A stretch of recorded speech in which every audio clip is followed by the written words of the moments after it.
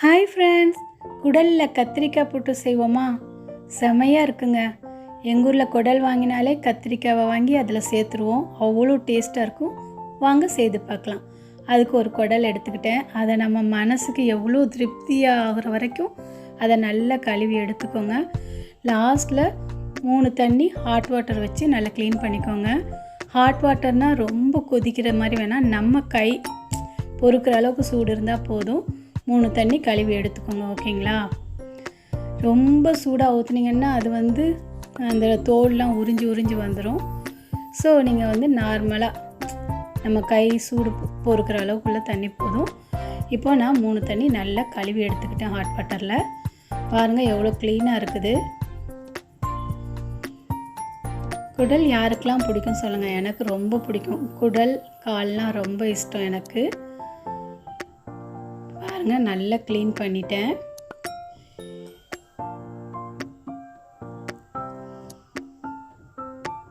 இப்போ அதுக்கு தேவையான கறி மசாலா 3 ஸ்பூன் போடுறேன்.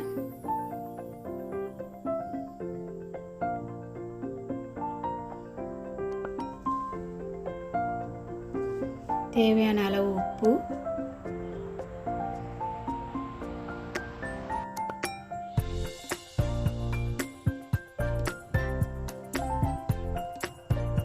ஒரு சின்ன கப் தயிர், அப்புறம் நாம் அரைச்சி வச்சுருக்கிற இஞ்சி பூண்டு பேஸ்ட்டு அது ஒரு 2 ஸ்பூன் போட்டுக்கோங்க. ஓகேங்களா?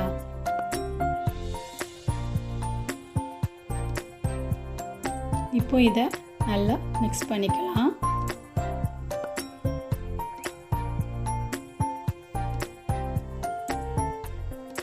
மிக்ஸ் பண்ணியாச்சு நல்லா. இப்போ இதை ஒரு மூடி போட்டு உரங்கட்டிடலாம். இப்போ அதுக்கு தேவையான 3 வெங்காயம், 2 பெரிய தக்காளி, ஒரு பச்சை மிளகாய், கருவேப்பிலை, அப்புறம் தாளிக்க இஞ்சி பூண்டு பேஸ்ட்டு, அப்புறம் தயிர், பட்டை, ஏலக்காய், கிராம்பு இதெல்லாம் ரெடி பண்ணி வச்சுக்கிட்டேன். அப்புறம் தேங்காய் அரைச்சதில் அதோட நட்ஸும் சேர்த்து அரைச்சி நான் வச்சுருக்கிறேன். வாங்க இப்போ நம்ம குக் பண்ணலாம். தாளிக்க வேண்டியதெல்லாம் ரெடியாக இருக்குது. ஸ்டவ் பற்றிக்கிட்டேன். குக்கரை வச்சுட்டு அதில் ஆயில் ஊற்றிக்கிட்டேன். ஆயில் நிறைய ஊற்றினா ரொம்ப டேஸ்ட்டாக இருக்கும். அது ஒரு ஆள் எவ்வளோக்கு நீங்கள் சேர்க்கணும்னு நினைக்கிறீங்களோ அந்தளவுக்கு ஆயில் ஊற்றிக்கோங்க. ஓகேங்களா? நான் கொஞ்சம் கூடயே ஊற்றுறேன். அப்புறம் ஒரு ஸ்பூன் நெய் நான் ஆட் பண்ணிக்கிட்டேன். அது ஆப்ஷன் தான், விரும்பினா அதை ஆட் பண்ணிக்கோங்க. ஓகேங்களா?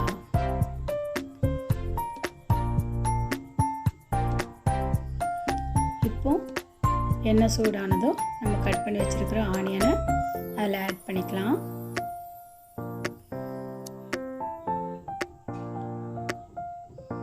இப்போ அது நல்லா மசிஞ்சு வர்றதுக்கு கொஞ்சம் உப்பு ஆட் பண்ணிக்கலாம்.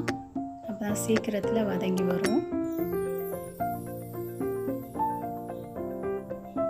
நம்ம ஏற்கனவே குடலில் உப்பு சேர்த்துருக்குறோம். இது வெங்காயம் வதங்கி வர்றதுக்காக கொஞ்சம் உப்பு சேர்த்துக்கலாம். போட்டு லோ ஃப்ளேமில் மூடி போட்டு வச்சுருங்க.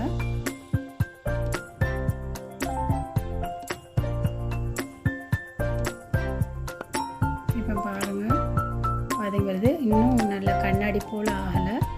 அதனால் திரும்பவும் மூடி போட்டு அது வேகட்டும். லோ ஃப்ளேம்லேயே வச்சுக்கோங்க. ஓகேங்களா? இப்போ பாருங்கள் அது கண்ணாடி போல் ஆயிடுச்சு.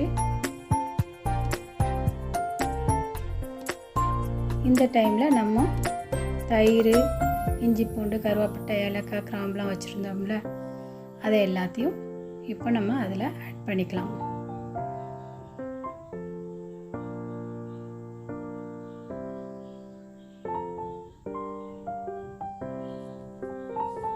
அதை நல்லா மிக்ஸ் பண்ணிவிட்டு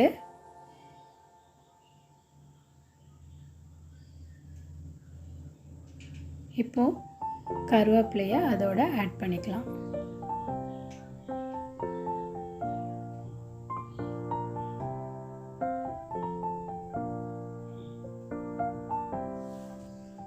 தாளிக்கிறது எப்போவுமே லோ ஃப்ளேம்லேயே இருக்கட்டும். நீங்கள் பக்கத்தில் இருந்தீங்கன்னா ஒரு மீடியம் ஃப்ளேமில் வச்சுட்டு தாளிங்க. ஓகேங்களா? இப்போ நம்ம கருவேப்பிலையை அதில் ஆட் பண்ணிக்கிட்டோம்.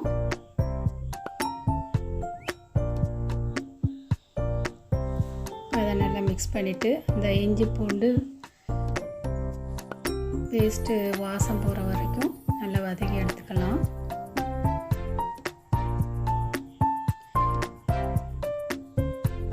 இப்போது நாம் கட் பண்ணி வச்சுக்கிற தக்காளி, ஒரு பச்சை மிளகாய் ஆட் பண்ணிக்கலாம்.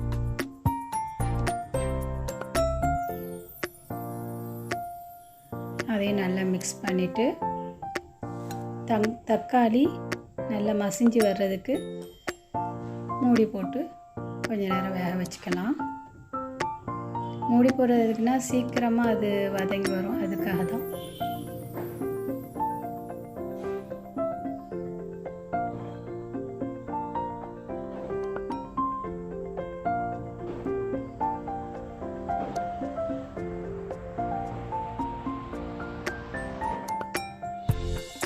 ஒன்று ரெண்டு மசியாமல் இருக்குது.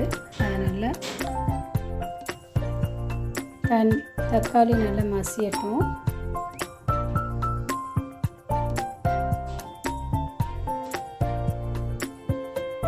இதே மெத்தடில் தான் கால் கறியும் செய்கிறது. அதுக்கும் கத்திரிக்காய் போட்டு தான் செய்வோம். ரொம்ப நல்லாயிருக்கும்.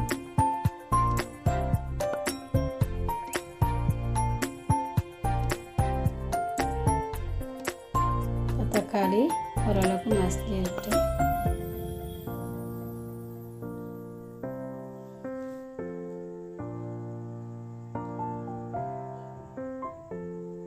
ஸ்லோ ஃப்ளேமில் வச்சுமே லைட்டாக அடி பிடிக்குது. அது அந்த ஸ்பாட்லேயே நம்ம எடுத்து விட்டுக்கிறது நல்லது. ஓகேங்களா?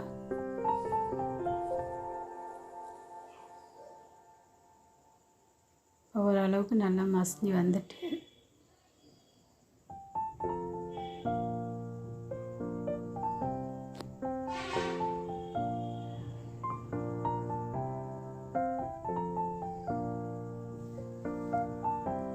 இப்போது ஒரு 1/4 டீஸ்பூன் மஞ்சத்தூள், ஒரு 1/4 டீஸ்பூன் வத்தத்தூள் ஆட் பண்ணி அதை மிக்ஸ் பண்ணினதும் அதை மசாலா முறுகிறதுக்கு முன்னாடியே நம்ம பெரட்டி வச்சுருக்கிற குடலை அதில் போட்டுடணும்.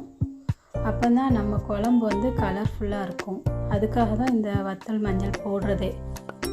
முறுவக்கூடாது. முறுவதுக்கு முன்னாடி அதில்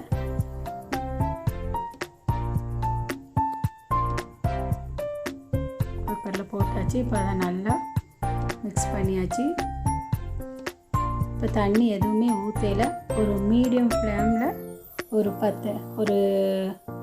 2 மினிட்ஸ் வச்சுக்கோங்க. ஓகேங்களா? ஏன்னா அந்த மசாலாலாம் உள்ள நல்லா பிடிக்கட்டும். தண்ணி எதுவுமே ஊற்றல, அதில் நிற்கிற தண்ணி தான்.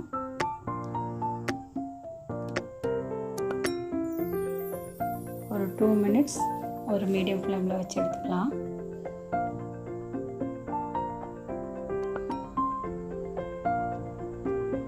மூடி போட்டு நம்ம எதுக்கு வைக்கிறோம், நம்ம கேஸ் செலவும் கொஞ்சம் கம்மியாகும், சீக்கிரத்தில் குக் ஆகும். அதுக்காக தான் மூடியை யூஸ் பண்ணுறது. இப்போ பாருங்கள், நம்ம தண்ணி எதுவுமே ஆட் பண்ணல, அதில் நிற்கிற தண்ணி தான். இப்போது நம்ம அதை சட்டியை அலசி கொஞ்சம் தண்ணி ஊற்றி நல்லா ஆட் பண்ணிக்கலாம். அவ்வளோதான். இது ஒரு 6-7 விசில் வர அளவுக்கு குக்கரை விசில் போட்டு மூடி வச்சிட வேண்டியதான். ஏண்டா குடல் கொஞ்சம் வேவுறதுக்கு லேட் ஆகும். ஆனால் இது வந்து கொஞ்சம் சின்ன குடல் தான், நல்ல பிஞ்சு குடல் தான், சீக்கிரத்தில் வெந்துடும். இருந்தாலும் ஒரு 6 விசில் 7 விசில் நம்ம போட்டு எடுத்துக்கலாம்.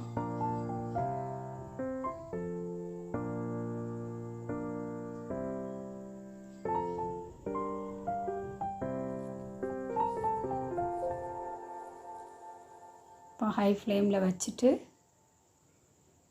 ஒரு 5-6 விசில் நம்ம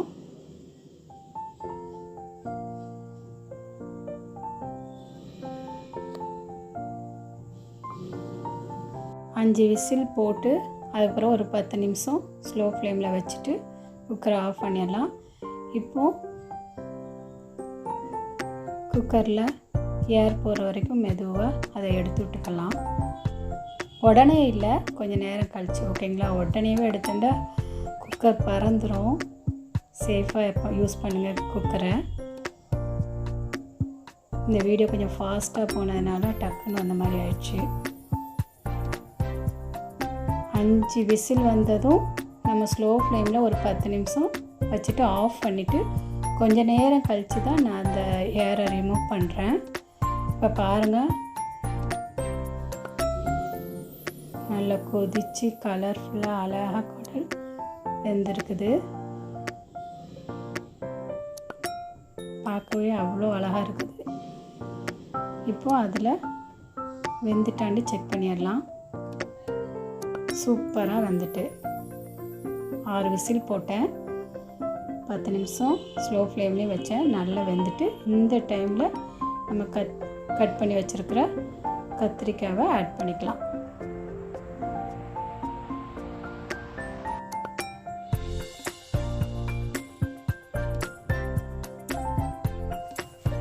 கத்திரிக்காவை எப்போவுமே தண்ணியில் கட் பண்ணி வச்சுக்கணும், இல்லாட்டா அது கருப்பாயிரும்.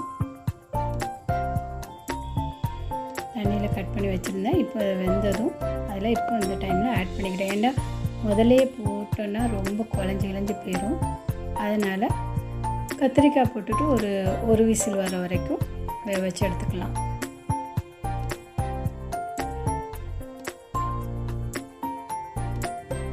ஒரு விசில் போதும்.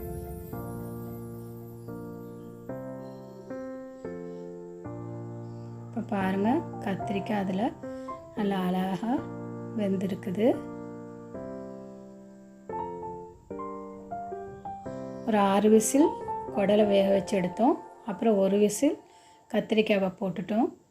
இப்போது நாம் அரைச்சி வச்சுருக்கிற தேங்காய் நட்ஸு இதை இதில் கொஞ்சமாக சேர்த்துக்கிடுவோம். நிறைய சேர்த்துட்டா அந்த கலர்ஃபுல்லே இருக்காது, பார்க்கவே நல்லா இருக்காது, மஞ்சளாயிரும்.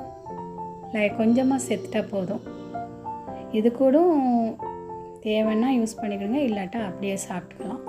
தேங்காய் விடாமையே சாப்பிடலாம், நல்லா தான் இருக்கும். இப்போது அரைச்ச தேங்காய் நட்ஸு அதையும் போட்டு மிக்ஸ் பண்ணியாச்சு. தேங்காய் விட்டதுக்கப்புறம் ரொம்ப கொதிக்கணும்னு அவசியம் இல்லை. நார்மல் ஃப்ளேமில் ஒரு 5 மினிட்ஸ் இல்லாட்டா 2 மினிட்ஸ் அந்த மாதிரி அந்த கொதி லைட்டாக பபிள்ஸ் வர்ற மாதிரி டைமில் ஆஃப் பண்ணிட்டா போதும். இப்போ பபிள்ஸ் வந்துச்சு,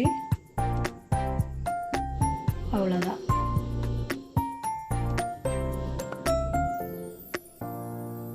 சுவையான கத்திரிக்காய் போட்ட குடல் ரெடி ஆயிடுச்சு. இப்போ நம்ம அடுப்பை ஆஃப் பண்ணிடலாம். இதை அப்படியே மூடி போட்டு வச்சுருங்க. அப்புறம் கொஞ்சம் நேரம் கழித்து திறந்து பாருங்கள், இப்படி அழகாக கலர்ஃபுல்லாக வந்திருக்கும். எண்ணெய் விட்டு சூப்பராக இருக்கும். ஆஃப் பண்ணுற டைமில் நம்ம தேங்காய் விட்டதுனால மஞ்சளாக இருக்கும். கொஞ்சம் நேரம் கழித்து அழகாக எண்ணெய் பிரிஞ்சு சூப்பராக வந்துடும். இந்த வீடியோ உங்களுக்கு பிடிச்சிருந்துச்சின்னா மறக்காமல் லைக் அண்ட் சப்ஸ்கிரைப் பண்ணுங்கள், ஷேர் பண்ணுங்கள். நீங்களும் செய்து பார்த்துட்டு எனக்கு கமெண்ட்ஸ் பண்ணுங்கள். Thanks for watching.